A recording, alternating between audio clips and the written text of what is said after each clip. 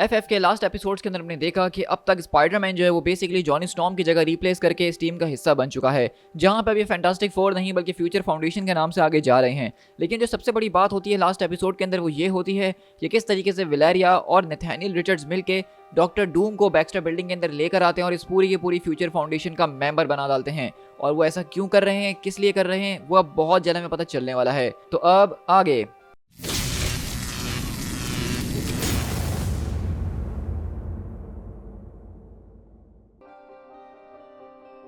तो हमारी कहानी की स्टार्ट बेसिकली बैक्स्टर बिल्डिंग के साथ ही होती है, जहां हम देखते हैं कि फैंटास्टिक फोर के अलग अलग मेंबर्स अलग अलग फैंटास्टिक कार के अंदर अलग अलग डायरेक्शंस के अंदर कहीं जा रहे होते हैं। और वहीं पे नथानियल, वैलेरिया, रीड और डूम ये सब देख रहे होते हैं। और डूम रीड के कान में आके बस यही कहता है, बहुत जल्द वो रिचर्ड्स लौट के जरूर आएंगे और वो अपने साथ तुम्हारे डूम को लेकर आएंगे। और अगले पल हम यहाँ से शिफ्ट होते हैं the vessel of the world builder, जो कि होम है इस वक्त हाई एवोल्यूशनरी का, जो कि एक जहाज के अंदर रहता है। और हम देखते हैं कि किस तरीके से हाई एवोल्यूशनरी को वापसी अर्थ के ऊपर बुलाया गया है उसके एक्सेशन इंजन को एक्टिवेट करने के बाद से। और यहाँ पे मैं आपको शॉर्ट करके बताऊंगा कि बेसिकली यहाँ पे हो कुछ यह रहा है कि यहाँ पे जो अलग अलग टीम्स के मेंबर अलग अलग डायरेक्शन में गए थे वो इसलिए गए थे क्योंकि अब यहाँ पे बेन ग्रिम जो यानी कि द थिंग वो आता है हाई एवोल्यूशनरी के पास और उसको एक इन्विटेशन लेटर देता है और ये रीड रिचर्ड की तरफ से भिजवाया गया है। इसी तरह हम रूबिडो के अंदर शिफ्ट होते हैं, जो कि घर है डियाब्लो का, जो कि एक तरह का आप समझ सकते हैं कि मार्वल कॉमिक्स के अंदर होने वाला विलन है, थोड़ा सा डिमोनिक टाइप का। और इसी तरह हम देखते हैं कि यहाँ पे दरअसल कोई और नहीं बल्कि एलेक्स और ड्रैगन मैन जो हैं वो भी एक पूरे के पूरे लेटर को लेकर आए हैं डियाब्लो के लिए। और डियाब्लो कहता है कि वेल तुम तो काफी ज्यादा बदल चुके हो ड्रैगन मैन। तो ड्रैगन मैन बोलता है कि इंडीड मैं काफी बदल चुका हूँ और उससे ज्यादा बदल सकता हूँ। फ्रैंकली मैं अब इस बात के ऊपर विश्वास करता हूँ कि हर एक इंसान हर एक चीज के अंदर कैपेबिलिटी होती है कि वो अपने आप को बेहतर कर सकता है, इंक्लूडिंग यू माई क्रिएटर। और इसीलिए तो हम ये रिक्वेस्ट आपके पास लेकर आए हैं। तो वैसे डियाब्लो कहता है, क्या तुम्हें लगता है वाकई में कि मैं इस बात के ऊपर विश्वास करूंगा कि इसके अंदर जो कुछ भी लिखा हुआ है वो सच है। और इसी के बाद हम यहाँ से एक और जगह शिफ्ट होते हैं जो कि रिसर्च फैसिलिटी है मैट थिंकर की। और मैट थिंकर आपको पता है कि कौन है, ज़्यादातर एक तरह का विलन है और गैजेट्स वगैरह बनाने के अंदर काफ़ी ज़्यादा एक्सपर्ट माना जाता है। और मार्वल के अंदर जितने भी ज़्यादातर सुपर विलन्स हैं स्ट्रीट लेवल के, जिस तरह शॉकर हो गया हमारे पास, वुल्चर हो गया, इनके गैजेट्स जो प्रोवाइड करता है वो मैट थिंकर ही प्रोवाइड करता है। तो हम देखते हैं कि यहाँ पे कोई और नहीं बल्कि स्पाइडरमैन को भेजा गया मैट थिंकर के पास एक इन्विटेशन देने के लिए। और सारे के सारे लोग बेसिकली यहाँ पे इस इन्विटेशन को देख के काफ़ी ज़्यादा परेशान हैं और उनको समझ में नहीं आ रहा कि ये चल क्या रहा है, क्योंकि ये इन्विटेशन उनको किसी और ने नहीं बल्कि रीड रिचर्ड ने दिया है अपने पास बुलाने के लिए। इसी के बाद हम यहाँ से ऑटलियर आइलैंड के ऊपर शिफ्ट होते हैं जो कि सीक्रेट एम का बेस है, जहाँ पे इस वक्त विज़र्ड बेसिकली मौजूद है। और इस तरह हम देखते हैं कि यहाँ पे कोई और नहीं बल्कि सूजन स्टॉर्म अपने यहाँ पे बैन के साथ आती है, जो कि दरअसल इस बेंटले का ही एक क्लोन था बच्चा, और उसको फैंटास्टिक फोर ने इतने टाइम से पाला पोस के अपने पूरी की पूरी कस्टडी में ले लिया था, जिसका नाम बेसिकली 23 था। लेकिन वहीं से वो कहता है कि मेरा नाम बेंटली है अब से और मैंने इस नाम को कमाया है। और इसी तरह हम देखते हैं कि बेसिकली यहाँ पे सूजन स्टॉर्म विज़र्ड के पास आके उसको यही बोलती है कि हम तुम्हें यहाँ पकड़ने के लिए, मारने के लिए या कैद करने के लिए नहीं आए हैं, बल्कि हम यहाँ पे आए हैं सिर्फ इसके लिए। हम ये बात जानना चाहते हैं क्या तुम इसके लिए आओगे।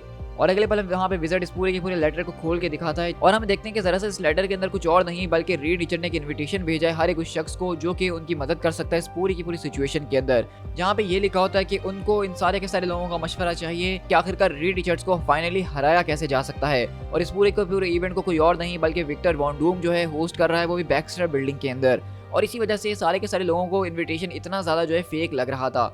लेकिन वहीं से विज़र्ड बोलता है उसको पढ़ने के बाद, क्या तुम्हें वाकई लगता है कि मैं इसको रिफ्यूज़ कर सकता हूँ। और यहाँ से हम 2 दिन बाद शिफ्ट होते हैं बैक्स्टर बिल्डिंग के अंदर, जहाँ हम देखते हैं कि यहाँ पे इस पूरे की पूरी टेबल के ऊपर ये सारे के सारे लोग बैठे हुए हैं, जिसके अंदर इस मीटिंग को जो होस्ट कर रहे हैं वो Doctor Doom, Diablo, Wizard, M के कुछ scientist supreme, Mad Thinker, High Evolutionary, Nathaniel Richards और वैलेरिया इस टेबल के ऊपर मौजूद हैं। तो वहीं से डूम बोलते हैं कि वेलकम, हम अगर एक साथ मिल जाए तो हम बहुत ही बढ़िया, बहुत बड़े काम कर सकते हैं।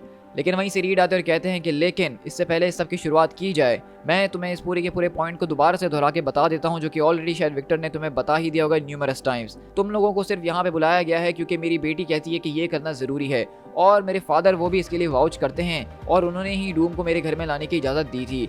लेकिन इस बात को जान लो कि एवेंजर्स को ऑलरेडी इस बारे में पता है कि यहाँ पे इस बिल्डिंग के अंदर इस वक्त क्या हो रहा है और वो स्टैंड बाय के ऊपर हैं। लेकिन अगर मुझे ज़रा से भी भनक लगी कि तुम लोग इस पूरे के पूरे थ्योरेटिकल डिस्कशन के आगे जाने की कोशिश कर रहे हो और जितना तुमसे पूछा कि उससे ज़्यादा दिमाग चला रही हो, तो ये बात जान लेना कि ये पूरी की पूरी सिचुएशन एक न्यूक्लियर बॉम्ब से भी ज़्यादा तेज़ी से आगे जाएगी, जितना एटॉमिक वेट होता है एक हाइड्रोजन एटम का।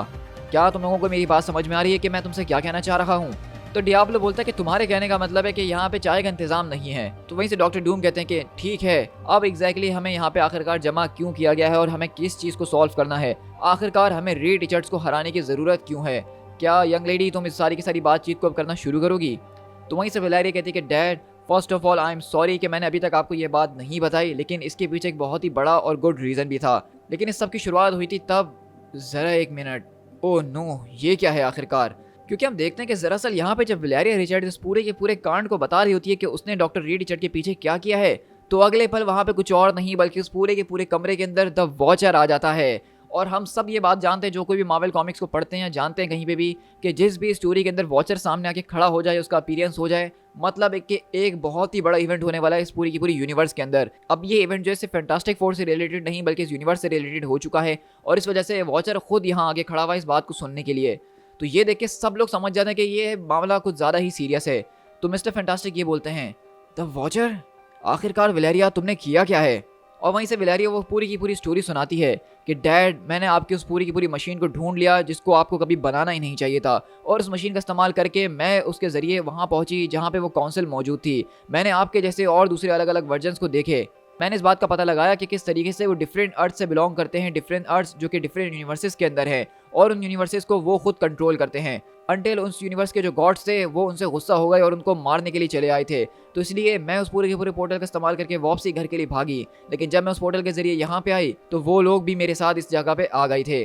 तो ये पूरा का पूरा इवेंट हम जोनाथन हिकमैन वाले पिछले फैंटास्टिक फोर के स्टूडियो के अंदर कवर कर चुके हैं, जहाँ पे वेलेरिया ने ये कांड किया था, लेकिन इसके बारे में अभी तक किसी को नहीं पता था। तो वहीं से हम देखते हैं कि वो जो सारे के सारे रीड रिचर्ड्स होते हैं 4, जिसमें से एक हमें जो है बेसिकली चार्ल्स एक्जेवियर की तरह नजर आ रहे हैं, एक के पास इन्फिनिटी गॉन्टलेट मौजूद है, एक बहुत ज़्यादा हाई टेक आर्मर पहने हुए हैं और एक नॉर्मल से नजर आ रही हैं। वहीं से उसमें से एक रीड बोलता है कि ये पोर्टल सील हो चुका है, लेकिन अब हम सारे के सारे रीड में से बस हम ही बचे हैं। तो वहीं से इन्फिनिटी गॉन्टलेट वाले रीड कहते हैं कि इसको हमें अपनी खुशकिस्मती माननी चाहिए कि कम से कम वो सारे के सारे गॉड्स एक साथ कंबाइन नहीं हुए, प्लीज़ रिपोर्ट। और अगले पल हम देखते हैं कि बेसिकली उसमें से जो दूसरे रीड होते हैं वो इस पूरे के पूरे प्लेनेट की जांच पड़ताल करना शुरू करते हैं कि इस प्लेनेट का क्या हाल है और क्या चाल है, और वो यही कहते हैं कि ओ गॉड रीड, आखिरकार तुम अपना वक्त कहाँ बर्बाद कर रहे थे और इस प्लेनेट को तुमने अभी तक इतना आगे क्यों नहीं बढ़ाया है। तो वहीं से हम देखते हैं कि वो जो चार्ल्स एक्जेवियर जैसा रीड होता है वो कहता है, आई गेस कि वो फैमिली पिकनिक्स के अंदर काफ़ी मसरूफ था। तो वहीं से वो रीड कहते हैं कि जेंटलमैन, इस बात को जान लो कि जब तक हम यहाँ इस पोर्टल के आर पार मौजूद है तो वहाँ उस पार बहुत ज़्यादा वर्ल्ड जो है वो मर रहे होंगे। हम यहाँ पे ज़्यादा टाइम कैद नहीं रह सकते हैं, तो मुझे कुछ ऐसा तलाश करके दो जिसको हम काम में ले सकें। और वहीं से वो रीड रिचर्ड बताते कि मैं अपने वेरिएबल्स की सर्च को एक्सपेंड कर रहा हूँ क्योंकि अर्थ के ऊपर ऐसा कुछ नज़र नहीं आ रहा। ओह ज़रा एक मिनट, कुछ यूज़फुल तो नज़र आया है। यहाँ पे एक स्टेबल जियोथर्मल वेंट है जिसको एक्सेशन इंजन के नाम से बुलाया जा रहा है। इसके अलावा यहाँ पे एक डोरमेंट डायनामो मौजूद है जो कि ब्लू एरिया ऑफ मून के ऊपर मौजूद है, और उसके एक्सिस भी कर्व्ड है जिस तरह हमें चाहिए, और साथ साथ उसके हार्मोनिक फ्रीक्वेंसीज जो है वो नेगेटिव जोन से भी मैच कर रही हैं। और वहीं से दूसरे वाले रीड रिचर्ड बोलते हैं कि इसका मतलब कि वो सोल्स एनविल है जिसको इस्तेमाल किए हुए हमें, तो दूसरे रीड बोलते हैं कि 3 साल हो चुके हैं। 3 साल पहले हमने उसका इस्तेमाल करा था जब हमने यूनिवर्स 5202 के बियॉन्डर को क्रश किया था। तो वहीं से चौथे रीड कहते हैं कि वेल, लगता है कि अब वक्त आ चुका है कि हमें दोबारा से उस पूरे के पूरे सोल एनविल को बनाना ही होगा। फेयरवेल लिटिल गर्ल, मैं तुम्हें ये ज़रूर कहता कि तुम्हें किस तरीके से बिहेव करना चाहिए, लेकिन वेल्स वो कभी किसी की सुनती नहीं है, तो क्या तुम भी उनमें से ही एक हो? तो वेलेरिया पूछती है कि आखिरकार आप ये बताइए कि जा कहाँ रहे हैं? तो वो रीड बस यही कहते हैं कि हम वो करने जा रहे हैं जो कि ठीक है। तुम्हें अपने फादर को बताना होगा कि तुमने क्या किया है, और उनको ये भी बताना होगा कि उनकी जगह अभी भी हमारे साथ मौजूद है। और अगले पल वो सारे के सारे रीड्स किसी सीक्रेट मिशन के ऊपर गायब हो चुके हैं जहाँ पे वो एक डिवाइस बनाने का सोच रहे हैं जिसका नाम सोल्स एनविल है। और उनके मुताबिक ये डिवाइस, ये वेपन इतना ज़्यादा पावरफुल है कि इसके ज़रिए उन्होंने एक यूनिवर्स के बियॉन्डर तक को क्रश कर दिया था। अब बियॉन्डर कौन है? वो एक बहुत ही ज़्यादा पावरफुल बीइंग है जिसको आप समझ सकते हैं कि वो अपने सोच के ज़रिए पूरी की पूरी यूनिवर्सेस को बदल सकता है। तो इन रीड्स ने एक ऐसा वेपन बनाया हुआ है जो कि उस बियॉन्डर को हरा सकता है। तो आप अंदाज़ा लगा सकते हैं कि ये कितने ज़्यादा खतरनाक हैं। और इसी के कुछ महीनों के बाद हम शिफ्ट होते हैं कि बेसिकली ये रीड जो है सीक्रेटली इस यूनिवर्स के अंदर, यानी हमारी यूनिवर्स के अंदर मौजूद है, जिसके बारे में वेलेरिया और नेथानियल के अलावा किसी को कुछ नहीं पता था। और इसी वजह से वो सारे के सारे डॉक्टर डूम को यहाँ पे लेकर आना, विलन्स को इकट्ठा कर रहे हैं, क्योंकि वो रीड रिचर्ड्स को हराने का तरीका ढूंढ रहे हैं जो कि ऑल्टरनेट यूनिवर्सेस के रीड्स हैं। और हम देखते हैं कि यहाँ पे बेसिकली वो सारे के सारे रीड्स अलग अलग जगहों के ऊपर जाके उस पूरी की पूरी डिवाइस को बनाने की तैयारी कर रहे हैं। जहाँ पे वो सबसे पहले ओल्ड अटलांटिस के अंदर जाते हैं, जहाँ पे हम देखते हैं कि वो खुफिया तौर पे यहाँ के लोगों से डील कर रहे होते हैं और कहते हैं क्या तुम वो चीज़ लेकर आए जिसकी हमने रिक्वेस्ट की थी? तो वो लोग कहते हैं कि हाँ हम वो ले आए हैं। अगले पल हम देखते हैं कि वो अपने साथ एक कैदी को लेकर आ रहे होते हैं, और वहीं से रीड बोलते हैं कि इसको ज़रा पकड़ के रखो, ये चीज़ इसको हर्ट करने वाली है।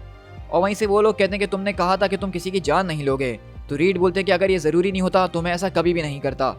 तो वहीं से वो लोग कहते हैं कि लेकिन तुमने हमसे जो बात करी थी उसके अंदर ये शामिल नहीं था, तुम्हें इसका जवाब देना ही होगा। तो वहीं से वो रीड कहते हैं कि एक्चुअली मैं जवाब तो मैं ज़रूर दूंगा, मैंने अभी भी इसके पूरे के पूरे दिमाग की मेमोरीज़ को निकाला और मैंने इसके अंदर रहने वाली थॉट्स को निकाला है जो कि तुम कभी नहीं जान सकते थे।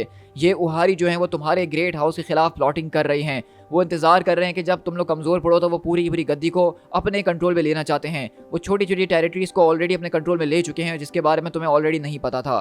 तो ये देख के वो सारे के सारे लोग समझ जाते हैं कि रीड इनकी मदद कर रहा है, इसके बदले में उनको उसकी मदद करनी होगी।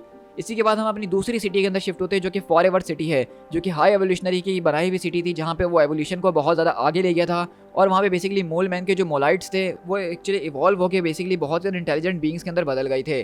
तो हम देखते हैं कि उनमें से एक रीड रिचर्ड जो कि टेक्नोलॉजी का इस्तेमाल करते हैं, आर्मर का इस्तेमाल करते हैं, वो यहाँ पे इस पूरे के पूरे एक्सेशन इंजन का इस्तेमाल करके अपने उस पूरे के पूरे वेपन को बनाने की तैयारी कर रही हैं। और हम देखते हैं कि अगले पल बेसिकली मोल मैन यहाँ पे आके उनको मना कर देता है कि ये जगह उसकी है तो वो यहाँ पे आ नहीं सकते हैं।